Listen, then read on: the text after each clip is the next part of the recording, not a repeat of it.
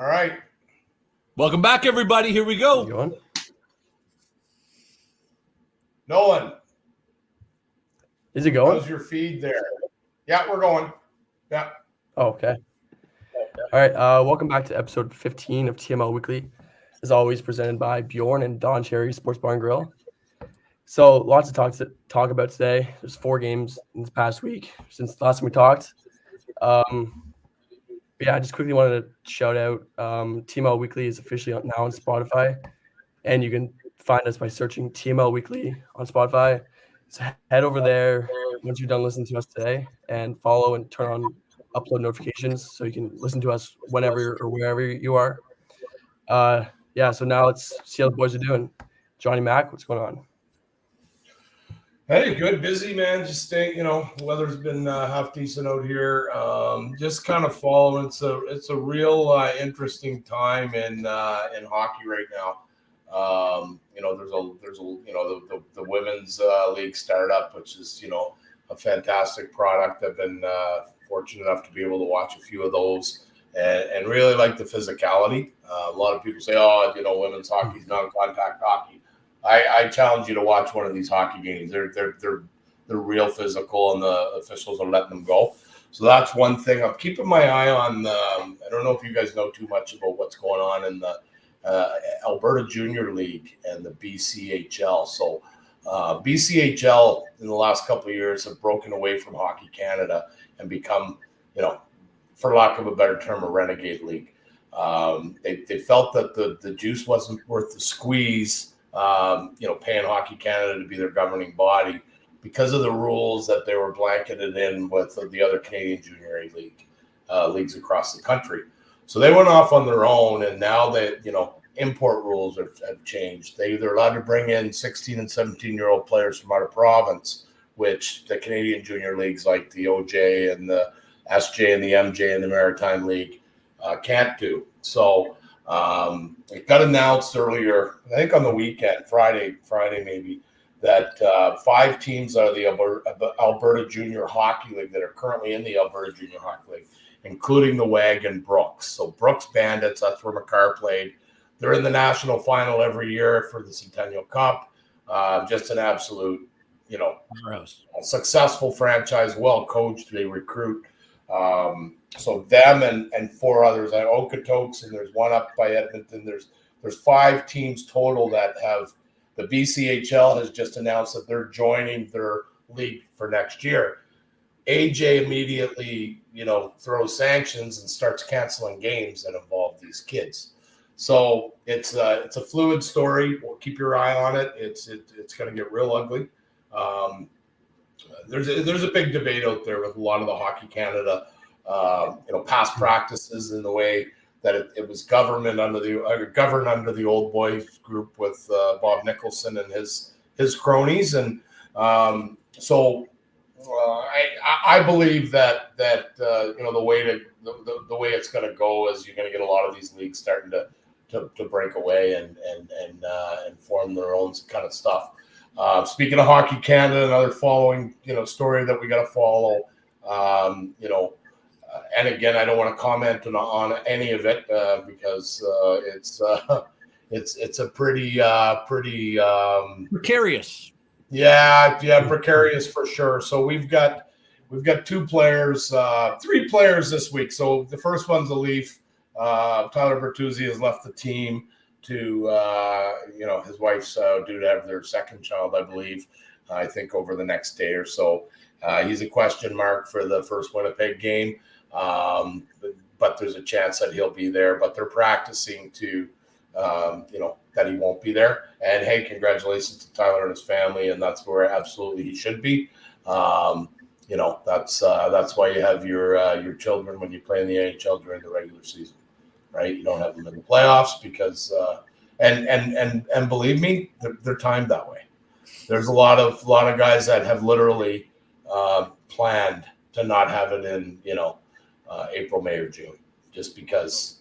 Boy, is that not the definition of taking one for the team? Well, you know what? It's your job, right? You don't know. You've got a kid that's due May 28th, and you could be in Game 7 of a conference final, with a chance to go to the, and it puts you in a tough position, and more so your family, right? Priorities. I'm a believer that you got to be there for your family, and certainly your wife when your children are born, and so it's a timing thing for sure. But so what's going on here is we've got Bertuzzi left for a great reason. We've got two other players that it's been reported. Carter Hart today out of Philadelphia having a great year. Young good goalie. And then Dylan Dubé out of Calgary, and the report that came out was that Dylan has to focus on his mental health, and hopefully he gets any help that he needs, and they haven't commented on what Carter Hart is leaving, but he's leaving the team indefinitely as well. What those two young men have in common, unfortunately, is they were part of that 2018 Team Canada World Junior team that is under investigation by multiple jurisdictions on things like what's been reported, inappropriate behavior with a young girl. Don't want to get into it, but watch this story, folks. What it's telling me is I think we're going to get some resolve on this, and I think it's about time. John, you mentioned a good point off the air. There's been a changing of guard at Hockey Canada, and I think they had to go through and do their due diligence to make sure. So when these allegations come out, they're obviously very serious. I believe there's going to be criminal charges as well as heavy sanctions from the National Hockey League, the IIHF, et cetera, et cetera. So watch this one as it develops, and so like I said, lots going on, and then not to mention the Leaf stuff that obviously we're here to talk about. So, how about you, Johnny? What's your week like? You know what? We got finally for the first time all season we got a little bit of snow here, so broke out the shovel today, a little shoveling. Listen, I don't want to get too much into the Carter Hart stuff with what's going on. The only thing that I would caution people is don't go online and don't do the pylon, right? There's very few people know what's actually going on. Yeah. And let's not do the Corey Perry thing where everybody knows something, and then next thing you know, that's going to stick with that kid forever. Let's wait. Let's see what happens. And I just kind of want to leave that there. Yeah, well said, for sure. Innocent until proven guilty. It's just very curious that. 100%. Listen, and it's been under investigation for a while. You know it's coming, and I think it's probably best that we just kind of sit tight on it. Wait till the stuff comes out. Yeah. The one thing that I do want to touch on just very quickly here. People who know me know I'm a huge soccer fan. Love soccer. Coached it my life and played and loved it. And I hear what's going on with Hockey Canada, and man, I'm telling you, I look at Hockey Canada and I look at Soccer Canada, and it's the same thing. Something just happened with some lady was supposed to take over Soccer Canada, and she pulled the pin on the day that she was going to start or something. Right? Because it's a disaster, John. It's a disaster, and it's internal. It's a mess. We got the World Cup coming up. We got it's a disaster. The players deserve better. The fans deserve better. The minor soccer in Canada deserves so much better than what we're forced to deal with, because guys like Bob Lenarduzzi, who I don't even want to get into it, but have ruined soccer in this country for so many years. That I hear what's going on in BC and Alberta, and I know I shouldn't vote against or shouldn't be praying for Hockey Canada to fail, but I hear stuff like that happen, and I kind of go like, it's about time somebody stood up and went, enough is enough with this nonsense. We can't keep doing the same crap over and over again. So, I don't know the whole story with BC and those teams in Alberta, but I'm not going to lie to you. Part of me feels like I'm in. Yeah. About better part of 20 years ago, I did some work down in Arizona with a rent company. And there was some shift in the hierarchy of ice sports in the United States. So I say ice sports because there was a company that came out and I believe it was called ISI, International Skating Institute, or something like that. And what they were a governing body, and USA Hockey was in the same kind of old boys school. I remember this. How did that decision get made? Well, those guys have been, running USA Hockey forever. So this other company, so ISI, started sanctioning leagues. So they give you a cheaper option to, sanction an adult league on a Tuesday night in, wherever you are in the US. Then another organization popped up, and I want to say they're called AAU, amateur, or something about an alliance of. So USA Hockey has competition, I guess is what I'm saying, and they have now for the better part of 20 years. So I don't automatically, when I register for a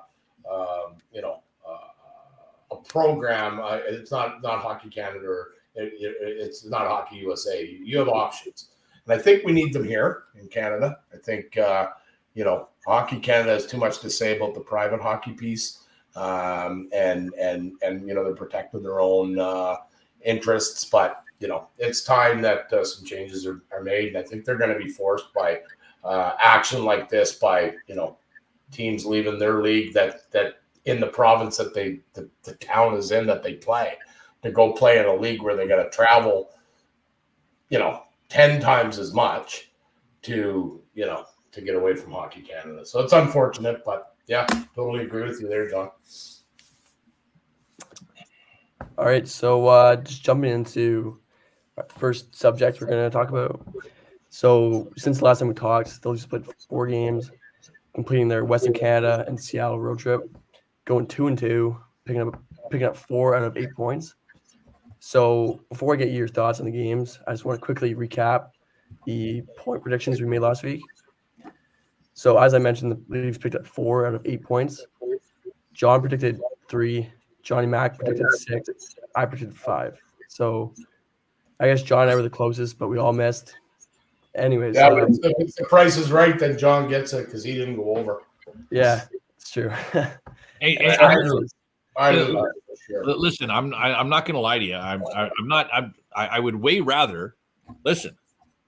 We're all Leaf fans here. I'd way rather that John was right and I was wrong. That means we got another 2 points on the trip. My concern going into this road trip has not functionally changed. The same problems that I saw leading in is what I saw, on the duration of that trip.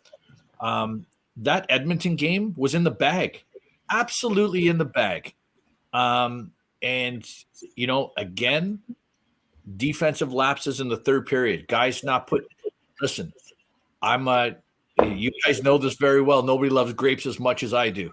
You got the puck in your own, on the glass, get it out. They can't score if the puck's in your net. You have problems, you're scrambling, fire the puck down, get an ice, take a breath, regroup. I watch us, and we can't do those things. I don't know why, but we refuse to do those things on a regular basis. And it cost us again and again. That Edmonton game, we should have won. We should have won that game again. Should have won all 4. Okay. Listen, Demko saved Vancouver. But Toronto was real good in Vancouver. Well, listen, defensive laps. They're fragile right now. The Calgary game, but listen, that Calgary game. Do you really think we deserve to win that Calgary game? That Calgary game. Listen, I remember Kara and I were talking about it, and I said we snuck by the hairs on our chinny chin in that game. That was a hold on for dear life. We got a couple of goals disallowed, thank God. And maybe we caught a bit of a break. We did. Kara and I were watching on Saturday when they did the Vancouver game. And I don't know how many times I've said this to you guys, and I say it all the time to anybody that'll listen. We didn't show up ready to play in Vancouver. 3-0, 13 minutes into the hockey game, when you're struggling as hell, you just snuck by with a win on Calgary, and you can't even be bothered to show up. And then the second period rolls around. And the second period, we decide, oh, wait a minute, there's a game tonight? Oh, okay, we're in. And boom, just like that lickety split, you got Austin Matthews, and so therefore you're always in a game, and we're on the board. We come back, tie it up, and then we went to sleep again. Yeah. That period, so the second period in Vancouver and the first two periods in Seattle, that's a championship-looking hockey club. John, I can't even argue the point. I can't even argue that because the way we played, and so they're fragile. Listen, you know what? You got guys that are afraid to make mistakes. But John, when you're afraid to make them, you make them. Right? But listen, I also want to say something because I've spoken to so many people. My internal chat on my phone with my buddies is insane. And all I hear from people all the time is we need defense. We have to have defense. Our defense is struggling. Our defense is this. Listen, do you remember that game we played against Nashville? Best game we've played in probably 2 years. Yeah. Remember that game that we played against the LA Kings on the road 2 weeks ago? We were great. Remember the first two periods that we played against Seattle?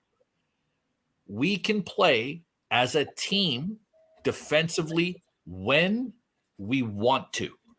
And that's like, I think everybody's got to stop and acknowledge when we want to.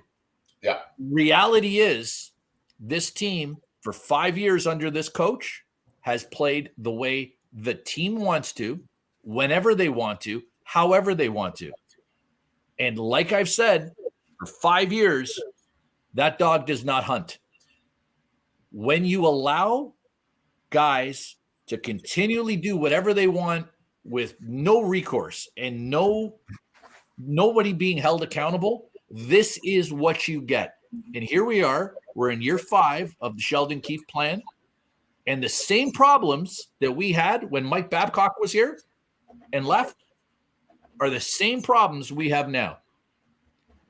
And so all I'm saying is I don't want to hear about the team defense being a problem. The team defense is not necessarily the problem. What we have is a team commitment problem. We have pockets of, and I believe this intrinsically, and I think it was proven last year when Ryan O'Reilly showed up and Luke Shen showed up, and they were amazed that nobody was going for dinner on the road. This team is fractured. Guys live in their own little silos. The top guys hang out with the top guys. The bottom guys hang out with the bottom guys. The defensemen are in their own little world. Nobody's hanging out together. There's no real bonding. And for those people who think I'm crazy and say that it doesn't matter, I want you to watch the Boston Bruins play again. And I want you to watch the Boston Bruins at the end of their game. You don't even have to watch the whole game. Watch a game that the Boston Bruins play at the end of the game. Everybody comes out. The goalies got their own little hand gestures and dances that they're doing. The players are all high-fiving each other on the bench. Everybody's hanging over the bench. They want to see what the next play is going to be. Then watch our bench. Watch us after the game. We're not a team. And listen, this is going to sound surprising, and it took me a while to realize it. My wife is a Leafs fan as well. And she pointed out to me, she said, if you watch the bench, those guys don't look like they're having fun. They look like guys that are just like they're there being tortured. Tyler Bertuzzi's getting yelled at in his ear. Sheldon Keefe finally decided he wants to yell at a couple of players. Doesn't yell at Marner, won't yell at Matthews, won't yell like Tyler Bertuzzi. He'll yell at David Campbell. Calling him out in the media as well. He said something about Liljegren last night. Well, but listen, that's what I'm saying though. It's easy to yell at the fourth defenseman. Yeah, you know what I mean. And the interesting thing I think here that a lot of people need to realize is that this is where you're starting to see the coach panic. In years past, Sheldon would say something and walk it back. He'd say something, he'd walk it back. he would make it about the media, and the media is trying to take his stuff out of The context. players are saying that now. Yeah. Listen, at a certain point, I've said, you guys know I've said it all along.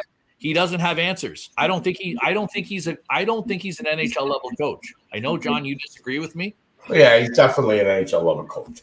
I just think is he the right guy for this group right now? Probably not. And I still truly believe that a move is going to be made. I don't pull back anything that I said last week about Berube. I believe that there's discussions happening behind the scenes.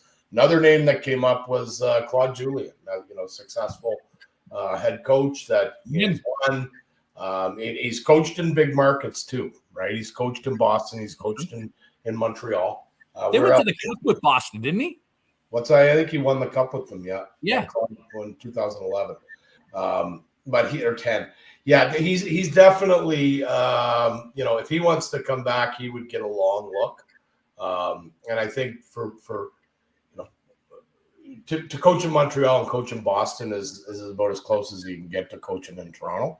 I know people would like to talk about Vancouver and Edmonton, and they're in the mix too, but not like Montreal, really. Boston, right? No. So, I think it's a weird time right now, because if you're going to pull the pin, and I truly believe that they've already made a decision whether or not they're going to. And so if they are, they've already decided. And if they're not, they're already decided. Having said that, you got the All-Star game here in 2 weeks, right? They're not going to want to show up the NHL by firing Keefe on All-Star Thursday, right? So I think it's got to be done. Honestly, it almost has to be done if it's going to be done. And I don't know. They might just say, hey, let's ride it out with them and at the end of the year make a move, and that could very well be the case. But I think it would happen if it was going to happen between the Winnipeg games, because you got them at home, and then John, I've changed my tune on it. I've completely changed my tune on it. I honestly believe he's here till the end of the year. Absolutely. He may be, but he may be coach emeritus. He could be here forever. Like, if I look at it, and again, I'm not going to go off. I promised myself I wasn't going to go off today. I was going to keep it calm and rational, right? If Brendan Shanahan and Tree Living have not seen enough now at this point in time, with the struggles we've had and the ineptitude on the penalty kill and the benching of a captain and David Kampf and all that nonsense. If they haven't seen enough now, they're not ever going to see enough. So in my mind, we are what we are right now. This is what we've got. And we need, as Leaf fans, to just and as chief of the Sheldon Keefe's Need to Go fan club, I got to relax a little bit, and I got to go, this is what we've got. This is where we are. This is what we are right now. And so, listen, with that being said, I think what we need to talk about here is we've got to have a rational discussion about who we are, where we are as a team, and what we really do for the remainder of the year. Because listen, I sent you guys a text earlier today, and I don't know how you guys feel about this, but I think we need this year, unless we do an Edmonton and rhyme off 10 or 12 in a row and show Tree Living and show Shanahan that, listen, we're in, the boys are all, we're good, everybody's on the same page. I think this is a step back year.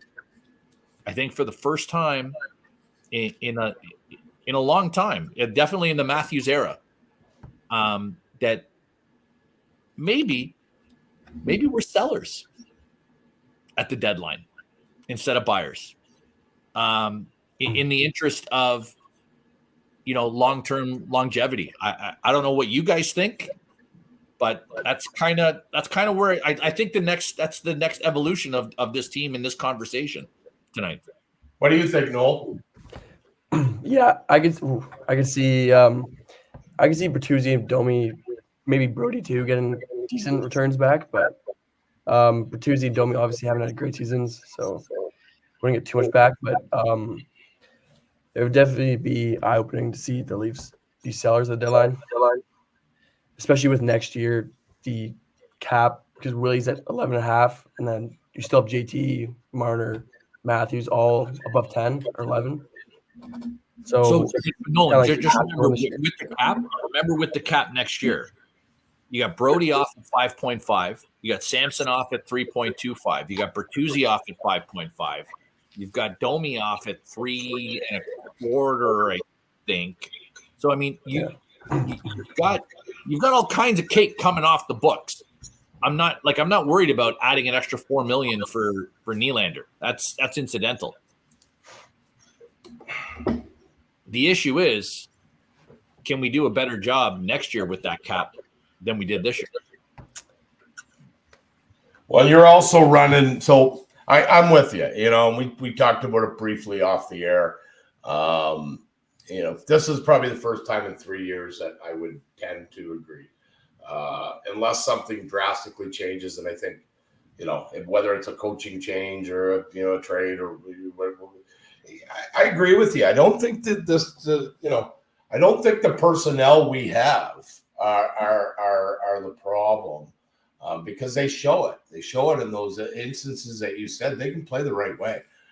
Really impressed by the Benoit kid. The more I see him play, the more I like him. And I think his play has elevated, and I've said this in the last couple of weeks, McCabe. I think McCabe is starting to be the McCabe that everybody thought they were getting from Chicago when he came.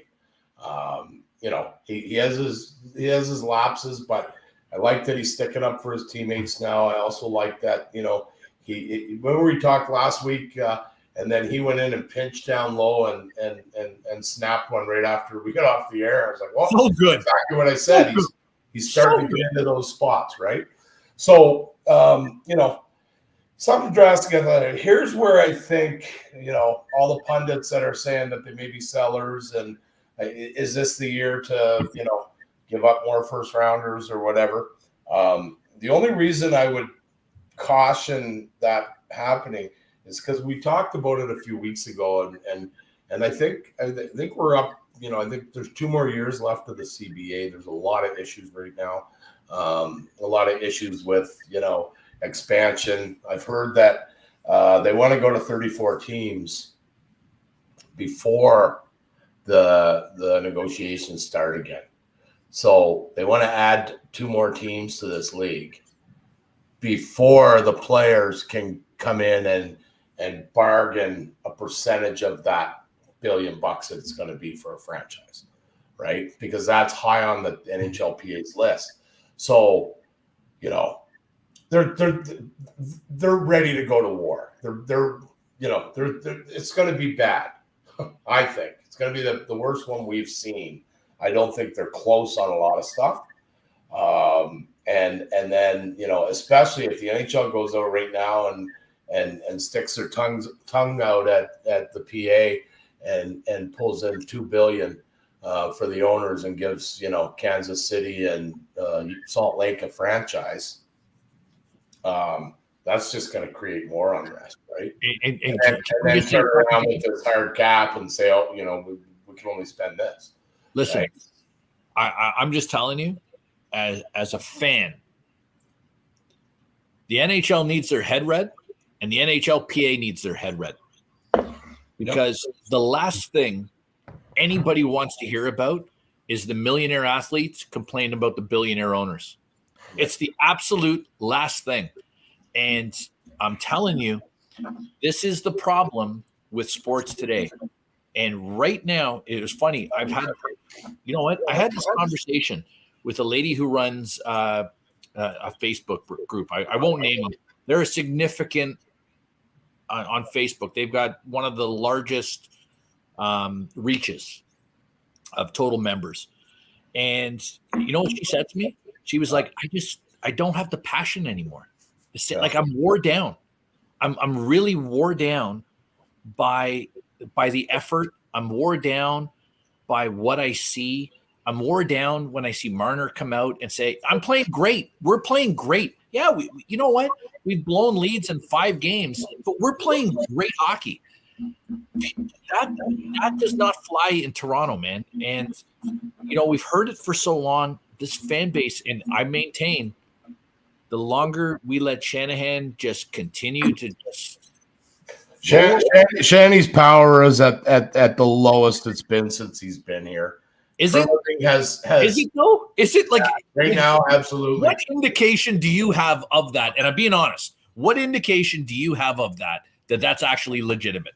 Because nobody's taking a shit in the organization right now without talking to the ownership. Every little decision that's happening right now is a big thing. They're talking about changing the coach. If Shanny and I believe if Shanny and Treliving had the power that 2 years ago Shanny and Dubas had, Keefe's gone 2 weeks ago. Right? Everything's going through. There's due diligence on everything. I think he's, I love Shanny for sure, but I think he's lost the trust of the higher ups. He's, and whether that's right, wrong, or indifferent, there's meetings happening for every little thing that's going on in that organization. But John, the building is sold out every night. Sponsorships are as high as they've ever been. Yeah. Luxury box prices are charged as high as they've ever been. Rogers is selling commercials at a higher percentage than they've ever sold them in their life. Right. So I listen, I understand what you're saying from a hockey operations perspective. Yep. From a business perspective, business has never been better. Yeah. Business is better. And so if you're Brendan Shanahan, your job is to make the business money. Brendan Shanahan is doing a great job. Yeah, but you know what? That's from, all I'm from a hockey ops standpoint, that's what's being debated right now. Because you don't these decisions that are normally from Brendan Shanahan, actually even from the general manager down, are not. They're debating everything. Every little thing is being discussed, right? I believe it was the ownership that blocked Perry, and I truly believe Perry wanted to come. I think, oh well, you know what? I saw a meme about something about what he did in Chicago, and I don't think we need to go there. I truly believe, because Shanny knows. Shanny, I mean, he would have, and Treliving knows what Corey Perry brings to the table. I mean, maybe Corey looked at what's going on in Edmonton and liked that team better. That could be it as well. But I truly believe if Toronto offers him a deal, he comes here, right? And what got in the way? How do you not make that deal if you're planning on moving forward and going all in? And it's a guy that you're going to pay a first rounder and it may be a prospect for at the deadline that you can get for $775 prorated. So all I'm saying do that deal every day. But John, all I'm telling you then is, do you realize, like, we sound like conspiracy theorists? Because you remember when it was Kyle Dubas can't make decisions. Kyle Dubas is a puppet for Brendan Shanahan. Yeah. And then he leaves and Treliving comes in. Treliving worked for Brian Burke. He's not a puppet. And so now we're like, well, Treliving can't make the decisions because the board's making the decisions, and it's not even Shanahan making decisions anymore. Like, you ever notice that, like, this always happens to the Leafs? Like I'm just saying, nobody's got, and I just can't believe in my heart of hearts that an NHL general manager is coming into a situation where he has no power. So here's the problem. From 1967 to 2005. Okay? So 33, almost 40 years.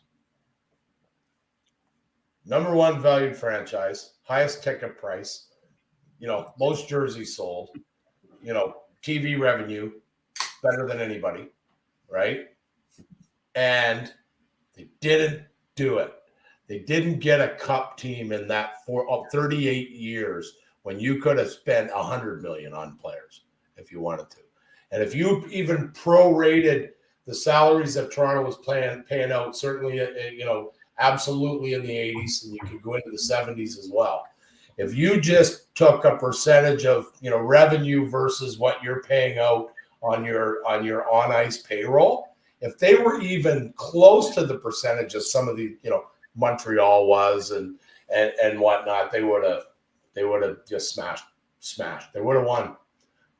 So now the new regimes are paying for it because all the fan base is like, it's been 40. Well, really, it's only been in the current economic state of the NHL. It's been less than 20 years because now with this hard cap, you got to have a good cap guy, and you got to have these three players that are under $2 million that have career years at the same time. Don't we universally, with Brandon Pridham, don't we universally have the guy that's generally accepted as the greatest cap guy going? So we have the greatest cap guy going. And the point I'm making here, though, John, is whenever we talk about the Leafs and whenever we talk about decisions that leave you, me, and 98% of people going, wait a minute, we're doing what? Yeah. There's always a conspiracy theory. It's always like this guy has no power. That guy has no power. This guy's a puppet for him. That guy's a puppet. Like at a certain point, maybe we just don't have the right guys in charge. Mm-hmm. You know what I mean? No question. And I truly believe, and I feel bad for Treliving because he kind of got brought in here and he's in the middle of it, right? He comes in and they say, hey, you know what? I think we should stick with Keefe, or talk to him and see what he's all about. And Keefe must have said the right things. And now I think Treliving has proven to be not afraid to make a move and make a decision throughout his tenure in Phoenix and Calgary, right? And he was an assistant in Phoenix, but he had a lot to do with what was going on. And it's his lack of action per se, whether it's on the trade front, whether it's, if you had told me that he hadn't found another goalie or a defenseman yet, or made a move on the coach, I would have said, no way. No way. So there's got to be something going on. Okay, so, right? Maybe they have the same mindset that you said earlier, John, that, I think I agree with, and Nolan said he agreed as well, that maybe they realize, hey, we aren't what we thought we were. Right? And listen, I'm of 100% belief that while I don't hold Brad Treliving responsible for the situation that we're in, I do hold him accountable to a certain extent for what he brought in, because what he's brought in has not worked. Now, listen, he came in June, and that's on ownership. Like, let's not lie. I'm not going to necessarily hold him accountable because of poor decision making up top. That was a rush job. He was Shanahan's pick from the get-go, and we can debate whether it was the right pick or wrong pick. It doesn't matter. He's the guy that's here. What I think that we have to look at is he gambled on Klingberg, who everybody knew was an offensive defenseman at the best of times, who couldn't play defense. What did we need coming into the season? We needed a defenseman who could play defense. He brought in a center in Max Domi. I strongly believe it was a nostalgia play, and he's an offensive guy who can't play defense. And what have we seen? Flashes of offense and a guy who can't play defense. You brought in Bertuzzi, paid him big coin because he played 9 great games with Boston in the playoffs. And listen, maybe that's going to come out in the playoffs and he's going to turn into Claude Lemieux and it's going to be fantastic, in which case I will change my complete perspective on the whole thing. Until such time as I see that, I'm not buying 2 goals in 25 games for Hands of Stone Bertuzzi. So, that being said, I look at him now, and I legitimately believe that they have made the decision that this team is what this team is. and firing the coach at this point does nothing. And I don't want to say we've given up on the season, but I think what they've done is they've said, with goaltending the way it is, maybe Samsonov comes back and he turns out and he goes Vezina style and he plays great again and everybody's happy. And maybe Woll comes in and Woll can stay healthy. Because let's be honest, nobody's doubting Joseph Woll's ability. We're doubting his ability to stay healthy. That's the issue, right? So here we are. I look at the team. We are what we are. We are a fringe playoff team right now. If everything goes right, absolutely everything, and we hit on everything, we are a very good hockey team. We are a team people don't want to play if everything goes right. Everything hasn't gone right in a long time. So, well, and this home and home with Winnipeg, let's face it, is a pivotal point. From a fan base perspective, from the media to the internal guys and upper management and coaching and players, right? You go out and compete, because Winnipeg's a real good hockey club top to bottom. Great goalie, probably the best goalie in the world right now, and Hellebuck. I'm loving to see Ricky Bonus is from my hometown here in Dartmouth, Nova Scotia, and Rick. Shout out to Rick Bonus. Yeah, so and first NHL All-Star game nod, and he's been in the league for 40 some odd years. Oh, good for him. Yeah. So, but this is a big test, right? I think what you don't go into it. We can do our point predictions right now on the home and home because we're kind of there. I could go anywhere between 0 and 4. And make a case for 0 or 4, right? If Toronto kind of figures out, okay, hey, you know what? Do we want to be in the spot? Have there 6 of them at the All-Star game with microphones in their face, right? If you're ever going to figure out how to play and lead your team to play the right way, do you want to go? You want to go and get embarrassed by Winnipeg at home and then up in Winnipeg, and then have an All-Star break where half your team or all your big guys are going to be in front of, how many guys are going to say, hey, where do you think the Leafs are at the break? Right? No, they want to go out there and they want to compete. Hopefully let's see. But Winnipeg's deep, man. They can play. They play the right way. They play heavy. I don't think Toronto's seen a team that heavy yet that are going to come in and smash you every time that you have the puck. And do you know when we saw a team that played that heavy? Who? Florida? That's right. Yeah, that's right. They play the same way. Yeah. And so all I'm telling you, and I'm making Paul my Maurice point. effect. I listen. I'm playing my point prediction right now. Yeah, I'll go the opposite and I'll say 4. No, listen, and John, I hope you're right. Yeah, I hope you're right. Yeah. Oh, for sure. No, I get it. I know you're not hoping for them to get 0. I don't trust right now. This team is so fragile, dude. Yeah.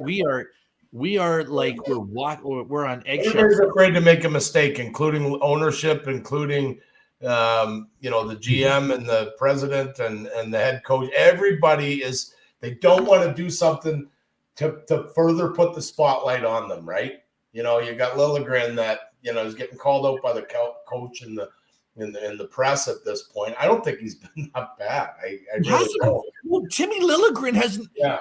Again, he's not the problem. John, if you think Timothy Liljegren's the problem, you're not paying attention. I agree. So but these guys. I mean, I feel bad for the Marner kid. And he said some wrong things. It seems like that kid's never gonna. I don't know what it is. But with the media, it's and the fan base, it seems like he's their whipping boy. He's the Larry Murphy of this team. I'm gonna listen. I've got some family who's not fans of Mitch Marner. And listen, I'm gonna tell you why they're not fans of Mitch Marner. It is not that anybody doubts Mitch Marner's skill set. Mitch Marner is bar none bar none, one of the absolute elite players in the NHL. The issue that people have with Mitch Marner is that Mitch Marner, he feels like he decides when he wants to go and when he doesn't want to go. Like Mitch Marner will go through periods where, I'm going to shoot the puck. And then he'll go through periods where he won't ever shoot the puck. Watch Mitch Marner on a power play. Everybody keys over to the other side of the rink because they know he's not going to shoot the puck. Mhm. And then, do you remember in the playoffs, he scored a couple of big goals against Florida. There was a 2-1 game, and he got a big goal on a wrist shot from the point, and we ended up winning the game. I think 2-1 against Florida. That might have been the one game that we won, and everybody was like, "Why is he doing that?" The reason that Mitch Marner was available to shoot that puck and float it in from the blue line was because nobody believed he was ever going to shoot the puck, and that's the problem. He's a talented player, but how many times do you need to see Mitch Marner go in and make moves past 4 guys and then throw a behind-the-back pass to nobody and have a guy go down and score an empty net goal at the end of the game? That's the problem. And again, I don't see it like that. I every valid point. I don't see it like that. I think he brings so much more to the table than he gets credit for. He's an elite penalty killer. $11 million, John, for an elite. $11 million for an elite penalty killer. I'm sorry, man. He's over a point a game guy his whole career. That's $11 million in this game. He's an elite. Like he's like, we gotta like, hold on. Oh my God, I gotta stop here though. It's not like he's playing with Johnny Mack and Nolan. He's playing with Austin Matthews. He's playing with Tavares. Like it's not like when I hear the same argument for Tavares when people say, "Oh, he's a point a game guy." John Tavares has got 1 goal, 5-on-5 in his last 38 games. 5-on-5, 1 goal. Like we got like at a certain point. What are Bunting's numbers in Carolina? He's not the player he was, right? Playing with those 2 guys for sure. I get it. Hyman is a anomaly because he left and now he's, but when you're playing with great players, So the only point I'm making here is when we talk about and listen, I'm talking about this from a purely fan perspective. Average fan. The average fan says when you go to the team and you say, "I need the cake. I want the cake. I'm deserving of the cake." You get the accountability that comes with that cake. And you do not then get to go, "Well, I'm a point a game guy." No, that's not good enough. You're being paid $11 million. You're supposed to be more than a point a game guy every game. Every game. You're supposed to do things because you're making the salary of 2 really good players in the league. And you know what? If you're going to be the guy that says, "I'm going to stand up and say, I deserve this," I have no problem. You know who? Let's be very honest about something. And I think this Leaf fans get picked on a lot for this. Austin Matthews, deservedly so, in the beginning, was like, you know what? The guy can put the puck in the net. But you know what? Little lackadaisical defensively, doesn't come back. Austin Matthews made himself into possibly the most complete player in the NHL. And you know who no one says anything about anymore? No one says anything about Austin Matthews.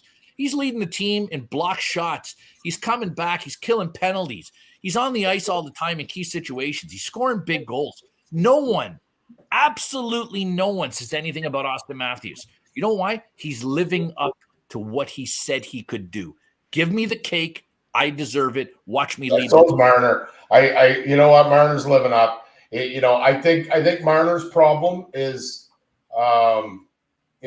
sometimes he says the wrong things, and sometimes he like you mentioned what he said the other night after the Vancouver game with the Calgary game. There's that, and then there's also a little bit. I think there's a more pressure on him than there is on Austin because of where he grew up.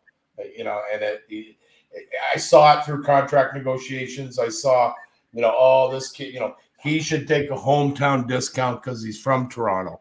So he goes, his agent gets him the money, and he took too much. Toronto guys should take less. Well, I just truly believe. I think his body language sometimes can rub people the wrong way. And Toronto has needed a whipping boy on every team that I remember since the 70s. There's always been John. I'm sorry, man. That is a terrible take. That's a terrible take. He's the whipping boy when things aren't going right. He produces. He's a great penalty killer. I think he produces. Yes. So hold on. So let me go back. Hold on, because I want to press pause on. Can you just break an all-time Leaf record for starting a career? Yeah, until Austin Matthews was going to break. Oh yeah. Okay. So he's think about all the guys that started their career in the blue and white. So for you to sit here and say that he's not worth every penny that he's getting is asinine. He just, from the beginning of his career till now, there's only going to be one. When Austin catches them, think of some of those players. Okay, think of some of those players that came in an era where guys were getting 180 points in a year, not 110, 105, right? In the 80s and the 90s when, guys were scoring 80 and 90 goals in a season. We got to stop. We got to stop with this. Guys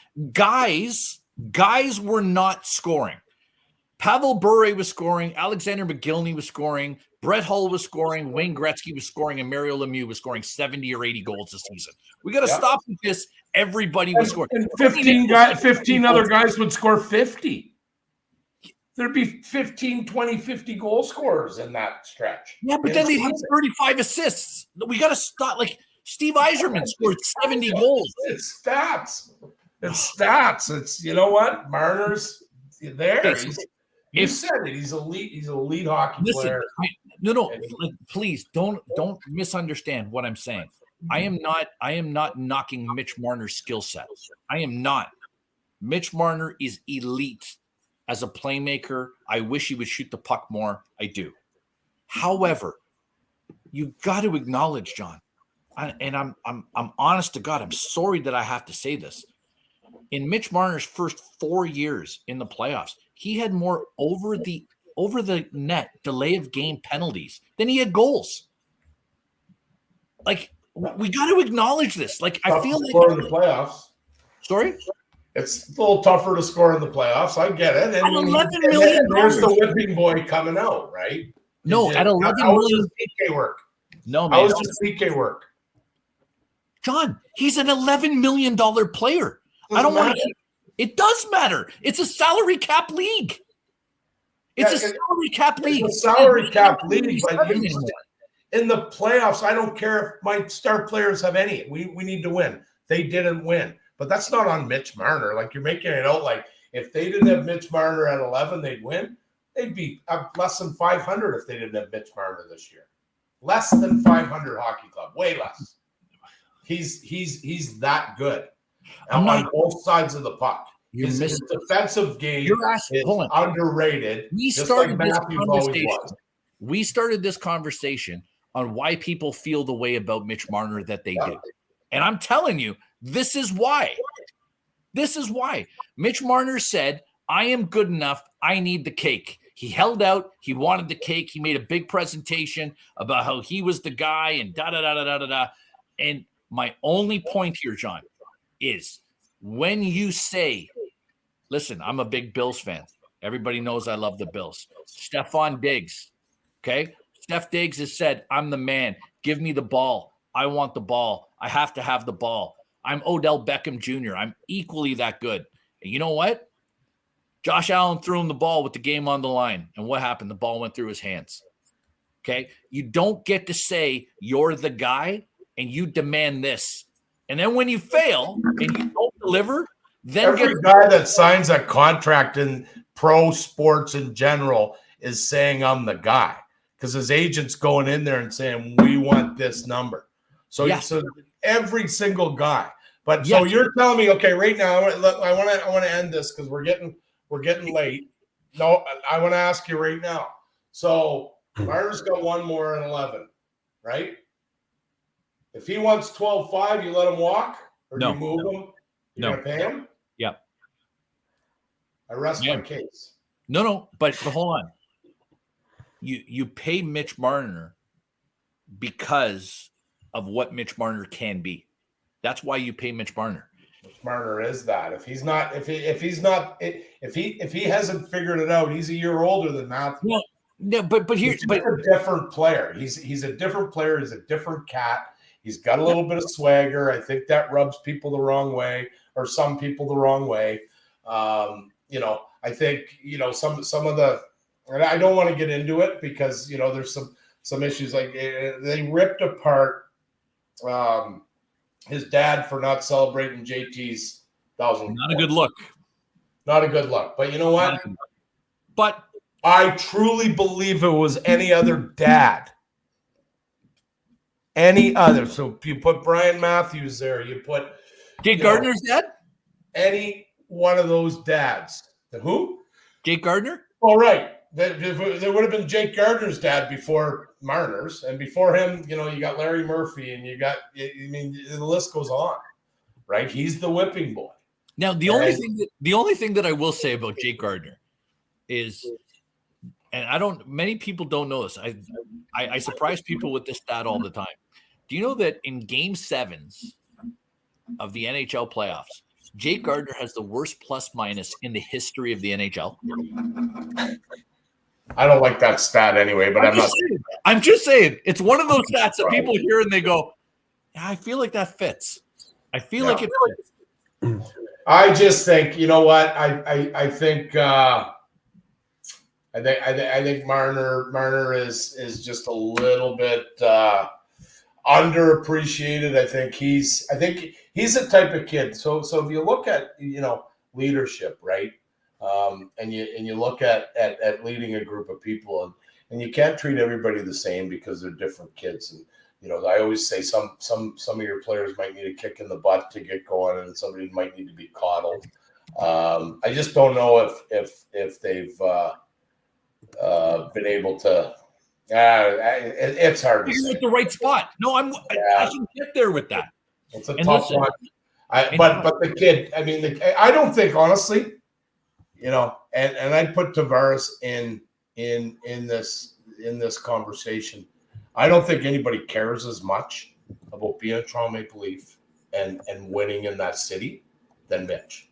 And if you see end of the season, clean out day, or in the playoffs after a loss, like the kid wears it, right? That kid takes it harder than anybody. So to me, I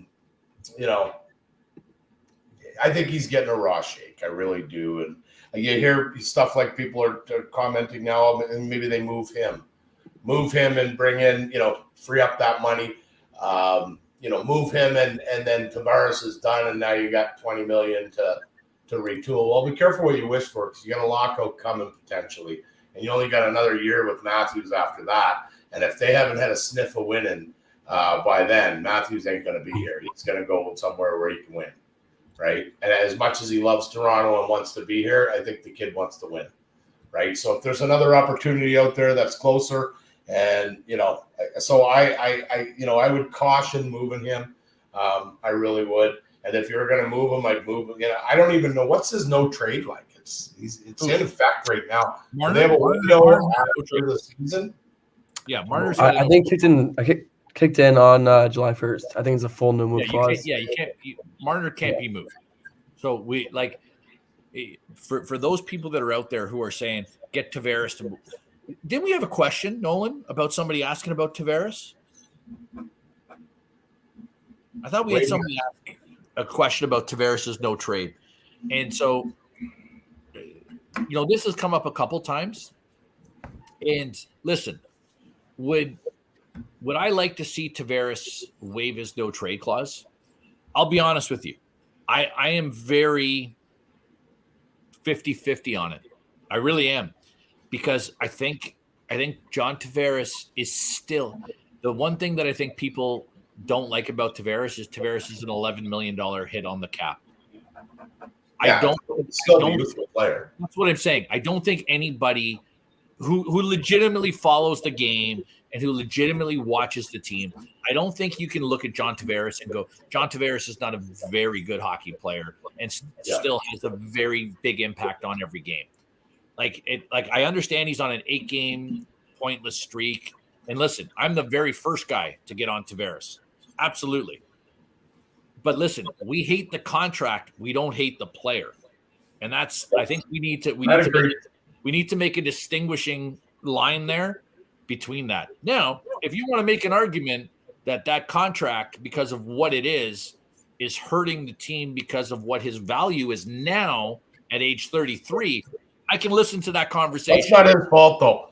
That's not his fault. No, John, I'm not saying that. But what I am saying is I can listen to that conversation that you want to say at 33 at 11 mil for what we're getting. Because remember, we bought John Tavares on the front end of that contract. We knew the back end of the contract was going to be a disaster, right? We knew that the back end was not going to be great. And we're at the back end. So, let's not pretend like we didn't know what we were buying. We all understood that. All I'm telling you now is if we move John Tavares right now, we don't have a second line center. And I don't know how to tell people this in a more honest and sincere way. If you don't have a second line center in the NHL and you think you're going to win in the playoffs, you're not going anywhere. You're getting 4-0 in the first round. Right? I'm reading guys saying, he's lost a step. John Tavares was never a good skater. Ever. Right? Since he came in the league as the number 1 draft pick, the one knock on him was his skating. Foot speed. Absolutely. And Hedman almost went ahead of him in that draft. Did you see the article that came out this week with the GM of Tampa, where the GM of Tampa said, listen, if we'd have got the first overall pick, we were taking Victor Hedman. Yeah. Tampa said a lot of guys were. You know what I mean? And please, that's not a knock on John Tavares. Look at John Tavares has had an all-star career. He's an excellent hockey player. And again, I am not hating on John Tavares the player. I love John Tavares the player. I hate John Tavares the contract. Yeah, nothing you can do. Okay, Nolan, what's your predictions for the week? So I think we're going to split the home and home with Winnipeg, and I see us coming up with 2 points. So I say 4, John says 0, and you say 2. Yep.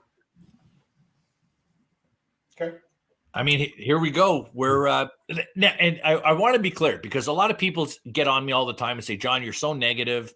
And what I want Johnny to be correct. I don't want to be right.